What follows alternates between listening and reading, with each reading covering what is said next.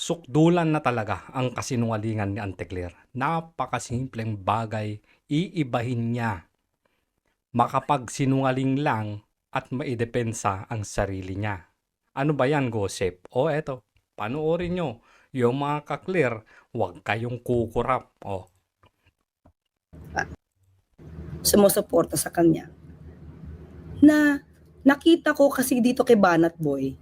nakita mo kay Banat Boy? Talaga ba, Banat Boy? Yan yung pinapanood mo, ante? Si Banat Boy? Ay, kaya naman pala. Birds of the same feather belongs to the same bird. Ilang beses na yan na nasunog.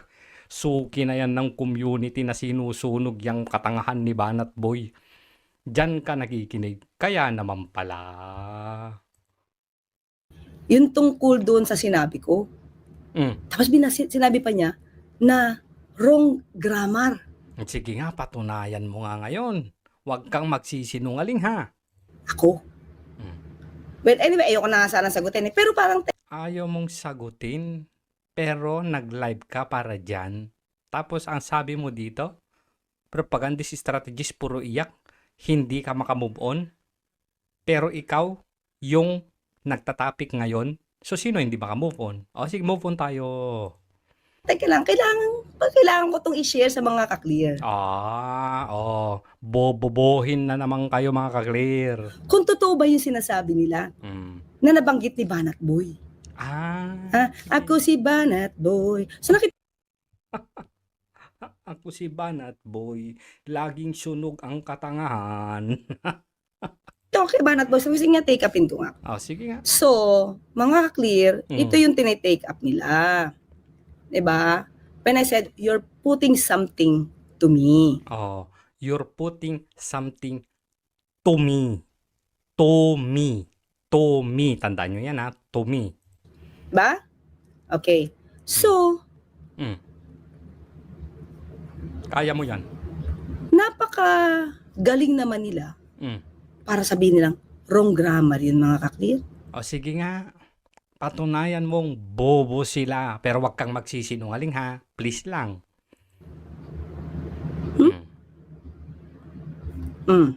Diba? Ano yan? AI. Punta tayo dito. Sige. Bagal. Dito muna tayo sa general. Okay. Okay? Tayo sa general ha. Is pinapalabas nila. Diba? Sila yung magaling. Hindi nila pinapalabas na sila yung magaling. Bobo ka lang talaga. Dito tayo sa AI. Ito naman ang pwede Google. Kala ko ba dapat hindi yung Google ang ang reference, but Google ka na ngayon. Dan Fernandez ka na din. check eh. In a legal context. In a legal Nasa legal context ba kayo? Nung nag-uusap kayo ni Ma'am Malu Tigia, parang hindi yata. Diskusyon yun eh. Context mga ka-clear. Sige, pagbigyan. The phrase, you're putting it to me, is an acknowledgement of the formal statement, I put it to you. I put it to you. Sige. Which is used by a lawyer during cross-examination. Nagko-cross-examination ka ba? Nagko-cross-examination ka ba? Nung panahon yon, hindi naman, di ba? Sige. To suggest that a particular fact or interpretation of events is true, especially when the lawyer believes that the witness is unwilling to admit it. Witness ba si Malo? Hindi naman. Unwilling ba siyang mag-admit? Hindi naman. Diba? Sige. I put it to you that you were in fact at the restaurant across town when the crime occurred. Ba't hindi mo ginamit yung I put it to you? But you're putting something to me ang ginamit mo. Kung I put it to you pala dapat. Hindi ba yan ang kasinungalingan nyo? Ito na. Diba? In a non-legal, everyday context, you're putting me on is an informal expression. Used to indicate that someone does not believe what is being said. Okay? Pero what I use is, you're putting it on me. You're putting it, what? You're putting it on me? what you use, ulitin natin. Ulitin. Para maliwanag, iniba na niya. Expression. Used to indicate that someone does not believe what is being said. Okay? Pero what I use is you're putting it on me. Oh, what I use it is you're putting on me. On me.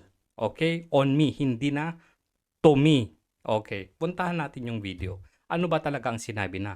Sinabi niya, you're putting something to me or you're putting something on me.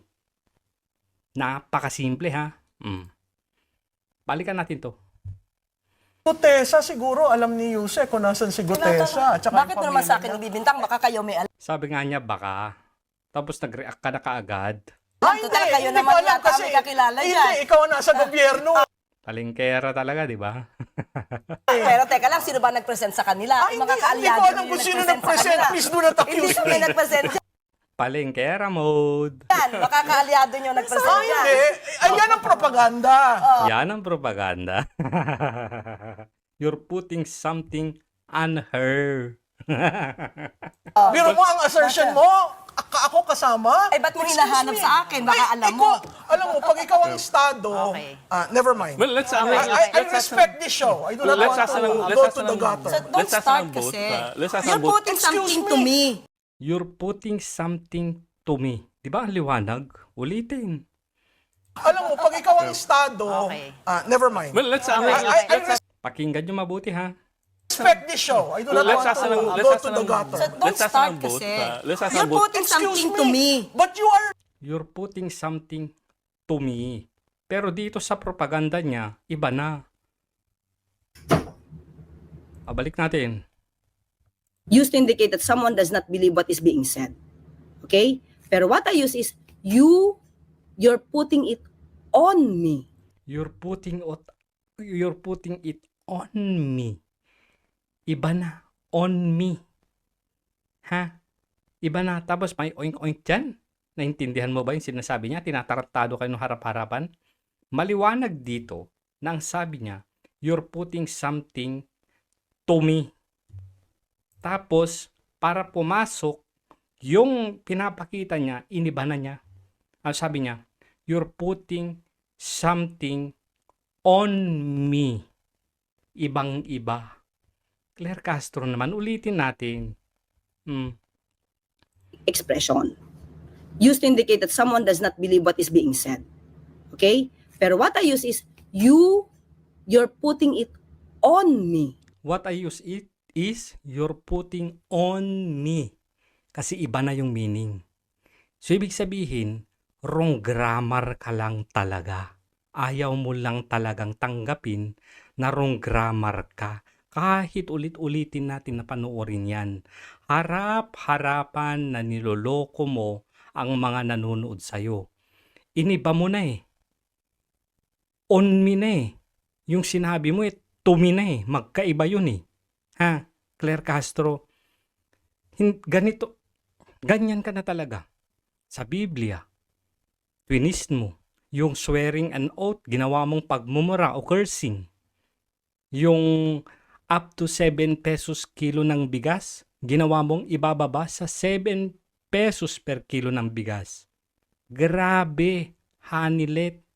Lala ng kasinungalingan mo talaga eh.